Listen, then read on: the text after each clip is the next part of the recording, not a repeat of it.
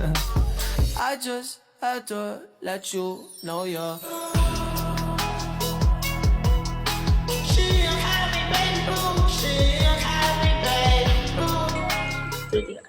Assalamualaikum warahmatullahi wabarakatuh. Kami dari kelompok 5 ingin menjelaskan tentang akuntansi wakaf. Saya Nashwa Syakirin dengan NIM 124160006. Saya Dia Arum Pratiwi dengan NIM 124160001. Yang pertama itu pengertian wakaf. Wakaf adalah penyerahan harta dari seseorang untuk kepentingan umum atau untuk ibadah, yang dimana harta tersebut bersifat tetap, yaitu tidak bisa dialihkan atau dijual lagi kepada orang lain, karena itu kan untuk khalayak umum. Lalu harta yang bisa diwakafkan itu berupa tanah, bisa berupa uang, dan juga bisa berupa bangunan. Selanjutnya, apa sih kalau akuntansi wakaf tuh?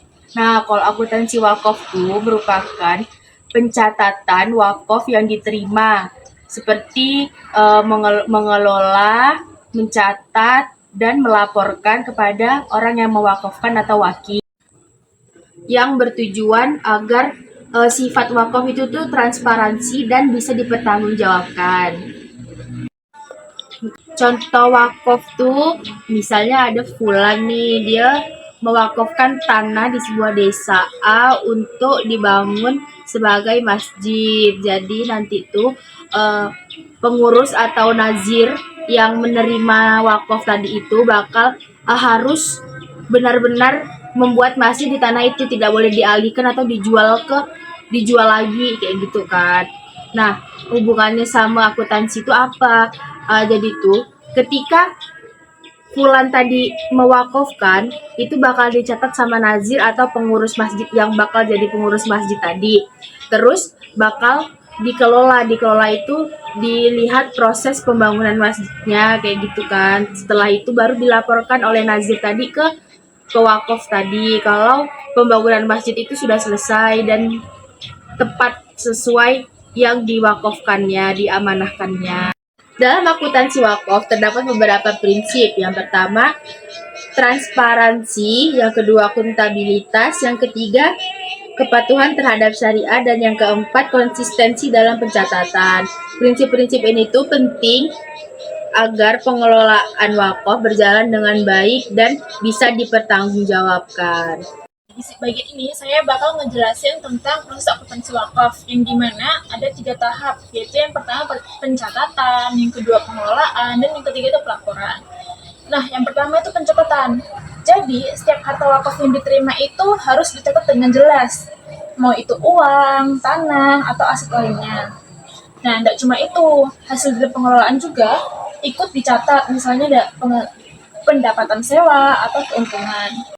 Nah, yang kedua itu ada pengelolaan. Harta wakaf ini dikelola oleh nazir. Apa itu nazir? Yaitu pihak yang bertanggung jawab atas wakaf. Dan pengelolaannya itu tidak cuma disimpan aja, tapi juga dikembangkan secara produktif. Misalnya disewakan, diinvestasikan, supaya manfaatnya makin besar. Dan yang ketiga itu ada pelaporan. Setelah dicatat dan dikelola, semua kegiatan tadi itu harus dilaporkan dalam bentuk laporan keuangan, seperti laporan posisi keuangan, laporan aktivitas, dan laporan arus kas. Tujuannya dari pelaporan ini supaya pengelolaan wakaf itu transparan dan bisa dipercaya oleh masyarakat. Yaitu tujuan dari akuntansi wakaf. Tujuan akuntansi wakaf itu untuk memastikan pengelolaan wakaf dilakukan secara transparan. Jadi semua yang berkaitan dengan wakaf itu bisa terlihat dengan jelas dan terbuka. Nah, selain itu, akuntansi juga mempermudah proses pengawasan. Artinya, pengelola wakaf itu bisa lebih mudah dikontrol apakah sudah sesuai aturan atau belum. Nah, akuntansi ini tuh bisa meningkatkan kepercayaan masyarakat terhadap pengelola wakaf. Karena semuanya itu tercatat dengan jelas. Jadi, orang itu bakal lebih percaya dan yakin. Jadi, dari yang udah kita bahas tadi, bisa disimpulkan kalau akuntansi wakaf itu punya peran yang sangat penting dalam pengelolaan wakaf. Kenapa penting? Karena lewat akuntansi semua kegiatan wakaf itu bisa dicatat dengan rapi, dikelola dengan baik, dan dilaporkan secara jelas. Selain itu juga, pengelolaannya itu harus transparan supaya bisa dipercaya oleh masyarakat, dan tentunya harus sesuai dengan prinsip syariah, karena wakaf ini berkaitan dengan aturan dalam Islam. Sekian penjelasan dari kami, kurang lebihnya mohon maaf. Wassalamualaikum warahmatullahi wabarakatuh. Bye-bye. I just had to let you know you're